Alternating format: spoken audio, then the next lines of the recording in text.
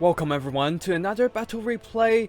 This time it is a replay from a tournament I hosted last week, the Orktober Tournament, a Greenskin sub-faction tournament where players have to select their own Greenskin's leader and subject it to their own specific unit restrictions. And for this battle here sent in by Brain Damage, we have the maddest of builds, Insanity fueling the Fury Road. Yes, this is a Snotling Pump Wagon spam from Brain Damage here with Grom the Paunch. Now, for the sub-faction rule, by selecting Grom the Paunch, they have to bring at least 3,000 gold worth of chariots, including Pump Wagons. And I basically adjusted some of the unit restrictions so they can bring 6 Pump Wagons to the fight. Now, for the army builds for Brain Damage, we have a bunch of Goblins in the front, one of them the 8-peak loonies, and we have Grom the Paunch leading the army. At the back, we have a couple Forest Goblin Spider Riders, more Forest Goblin Spider Riders, and more Goblins. In the middle, the centerpiece, we have the Swamp Things, the River Trolls, that are Regiment of Renown. Also, to support, we have a Goblin Big Boss and a River Troll Hag. And that's basically it for the Goblins on the Fury Road, riding frantically into combat in their makeshift wagon. And for the Red Orcs led by Azhag, they have to bring 3,000 gold worth of monsters, of flesh and bones. So they are bringing a bunch of stone trolls, 3 of them in fact, in the front line, a bunch of goblins, orc boys mixed in together. We also have a lot of skirmishing cavalry in the form of death creepers, goblin wolf rider archers, more mangy marauders, and also more spider rider archers. Also some spider riders for a little bit of melee prowess. In this guy's Azhag the Slaughterer on a wyvern, and that's basically it for the army builds. Now let's get the show on the road and witness the glory of the Greenskin Pump Wagon spams. Honestly, in my opinion, the Greenskins are the most Mad Max thing in the old world, with Grom the Paunch being the fatter and healthier Immortal Joe there, credit to one Reddit meme I saw back a few days ago, and the Snotling Pump Wagons are basically the war boys, riding on some makeshift vehicle put together with a bunch of scrap. They are just rolling happily to their death, dying for a glorious battle, and battling for a glorious death. Now, Snotling Pump Wagons being some makeshift vehicle put together by a bunch of goblins in the middle of nowhere on the wasteland, all they had were some timber and scrap metal. Reasonably, they don't have the best protection. With only 50 armor, even the puny goblin archer fire can actually focus them down, dishing out massive damage on these poorly constructed vehicles. And then they just pull away, and seeing how much skirmishing fire is a threat to the Pump Wagons, Brain Damage pushed forward Grom the Paunch, trying to use his massive body with armor to block off the shots and save his little war machines. Still, the damage is already quite substantial.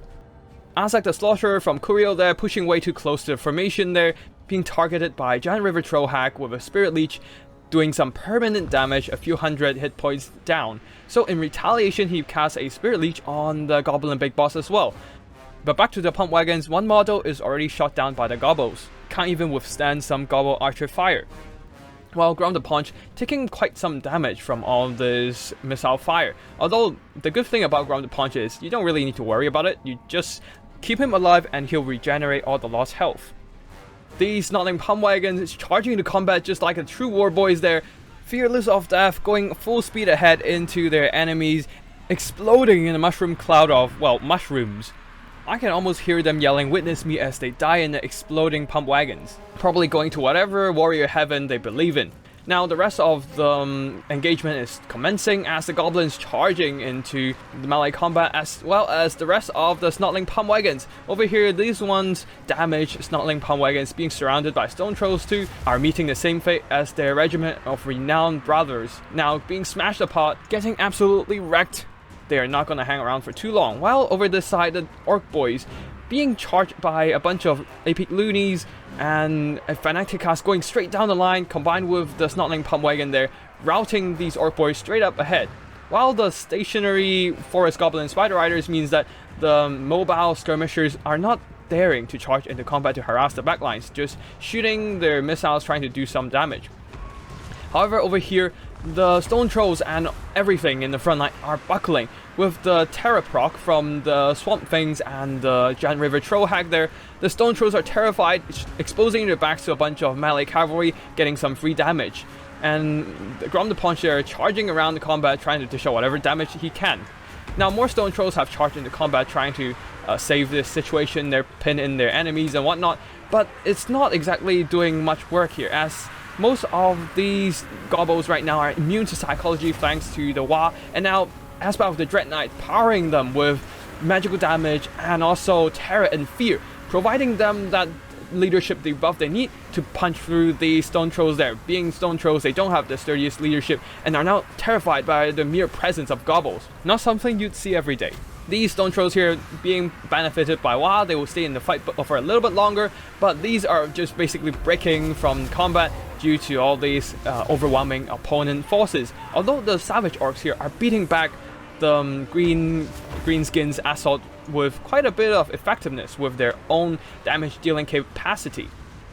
In the skies, Azhag the Slaughterer got hit by some debuffs and also a consistent amount of Spirit Leech from the River Trollhack. The spells plus some early melee engagements that Azhag was stuck in did some nice damage, and unlike the regenerating Grom, permanent damage on Azhag the Slaughterer, as he cannot regenerate his hit points, being chased by so many swamp things. Is that the Gobble Big Boss? Yep, the Gobble Big Boss, and more Spider Riders right behind Azhag the Slaughterer. He is forced to take off, leaving Grom the Paunch alive, and that surely will be a decision to bite himself later, as Grom the Paunch right now surviving and is just continuously regenerating hit points, recovering some balance of power and readying for another fight. Now back to the middle, the stone trolls are trying to saturate on top of some savage orcs to beat back all these greenskins. They're trying to fight off all these Snotling Pump Wagons, but surrounded by the swamp things and all these incoming Snotling Pump Wagons charging in. The stone trolls are buckling, being charged from all directions, all kinds of leadership debuffs, causing the stone trolls to rout from combat, leading to the leadership break of other units as well. Savage orcs terrified by the swamp things.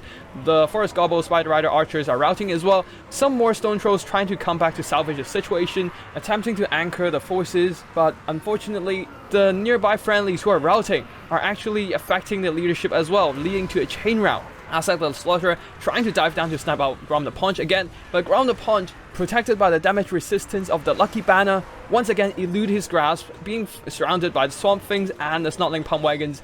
Azhag the Slaughterer is forced to bail yet again. Now with an overview of the battlefield, the red greenskins are in a rather precarious situation with a lot of routing units and some forgotten goblin spider riders at the back. They need to start bringing in available bodies to reinforce the middle, or at least clean up the routing units of his enemies, chase them off the horizon and preventing their return. The greenskin units led by Brain Damage is just consolidating all his forces in a single huge ball of mobility fist. All these Snotling Pump Wagons still having quite a bit of fight in them, with 2 free models in every single unit, saturated on top of a bunch of the swamp things. Working together, they're able to rout off whatever Kurio and his red greenskins are being forced to throw at them to delay their advance. These Death Creepers being caught in combat, and Forest Goblin Spider Riders being catched by more Spider Riders. The Archer variant would definitely get routed and destroyed in combat. Thankfully for the red greenskins, River Trollhack is routed. I wasn't able to capture it earlier, but Azhag, despite his injuries, was able to drop on her and rout her. Chased by Manji Marauders, the River Trollhack will be forced off the battlefield as they are so close to the white line and no more Spirit Leech to harm Azhag the Slaughterer, who is back right here, consolidating all these routing red greenskin forces, chase off whatever pursuers. Yep, right here, the Forest Goblin Spider Riders who are pushed off by the regrouping red greenskin forces. But now the red greenskin forces are so scattered around the battlefield. Kurio's forces are getting picked apart one by the more concentrated Mad Max fleet. Like these stone trolls here just getting pushed off to the white line, same goes for the Death Creepers. Now, Azhag the Slaughterer drops in trying to do whatever damage he can and rout off the goblins with Terror Rout, trying to isolate and pick off the greenskins. However, the greenskins are just not fearing at all. Most of the key units there have regenerative properties. With Grom the Paunch and Swamp Things, they're just regenerating, while the Snotling Pump Wagons, they're expendable. So even if they die, they don't necessarily affect leadership that much. And over here, the Forest Goblin Spider Riders trying to shoot their missiles and try to chip away the health of the greenskins units. However, they only have so many of them left, so not much can really be done. And Azhag being so damaged right now, once he drops into combat, he will just probably get picked off if he can't extract himself from the engagement immediately. Grom alone can finish him off in a couple strikes. Now with a whole ball of red snotling Pump Wagons consolidating and rolling forward, the red greenskins try to dive down with Azhag the Slaughterer. Kurio trying to go for that snipe on Grom the Paunch. He almost got it, but a counter-attack from snotling Pump Wagons, and Grom the Paunch destroy Azhag on his Wyvern. And Grom the Paunch, with the Great on his ear and the Lucky Banner buffed up through the roof, was able to secure the victory, giving Brain Damage this win with the Pump Wagons, the Mad Max build of the old world, continuing their ride on the Fury Road. Before we go into the post-battle analysis, I would like to give a big thanks to Kurio and Brain Damage for playing in my Orktober tournament. Both players made some amazing gameplays during the whole stream, and it was a lot of fun to watch the two, as well as all players who have joined the tournament to play against each other, bringing non-meta builds to the battlefield under this kind of special unit restrictions imposed on the sub-faction tournaments. Really appreciate everyone's participation in the tournament. I know there are still some issues in my tournament hosting. I'm working on these issues right now. Hopefully in the next tournament I'm bringing to you guys, everything will be going smoothly and without any hiccups. Now let's go through the armies themselves. Brain Damage here. Grom the Paunch not doing a lot of damage, surprisingly. Mostly he was just tanking the damage from all the skirmish fire from the skirmishing cavalry and being surrounded and hit by the armor-piercing entities, as well as Azhag the Slaughterer.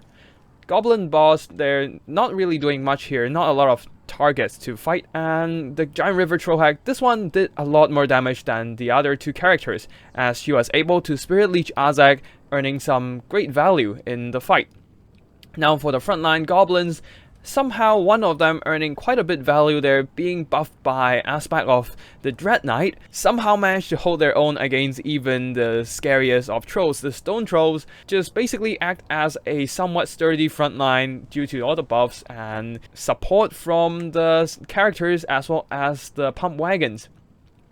Now the AP Loonies there got some nice value by fighting to death and also putting a Fanatics cast on some Orc boys. The Forest Goblin Spider Riders not doing a lot here. Most of the time their job is to just recharge units, chase routing units, and also screen out the skirmishing cavalry. The Swamp Things there actually managed to get a lot of value, 1000 and all models surviving, 54 kills, decent overall, mostly there to just provide a terror to rout off all these Stone Trolls. Now for the spotlight of the day, the Pump Wagons. Most of them actually didn't really do much here. Most of them just exploding on impact or get shot down by the skirmishing fire.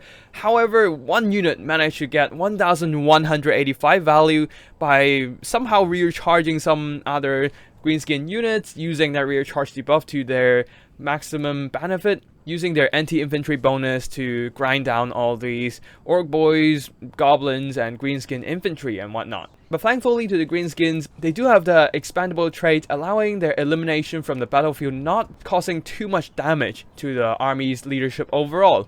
And yeah, basically they just went for their glorious death, going into combat yelling "Witness me!" under the leadership of their Immortal Joe, dying gloriously and entering Valhalla or whatever warrior heaven awaits them in the other end of the tunnel.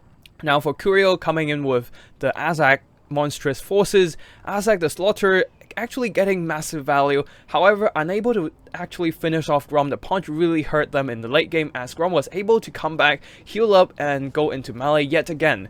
Especially with the Lucky Banner popped, he is extremely tough to kill. For the Goblin and Orc boys frontline, they were basically terror routed by a bunch of Swamp Things and also the support of the anti-infantry Pump Wagons there.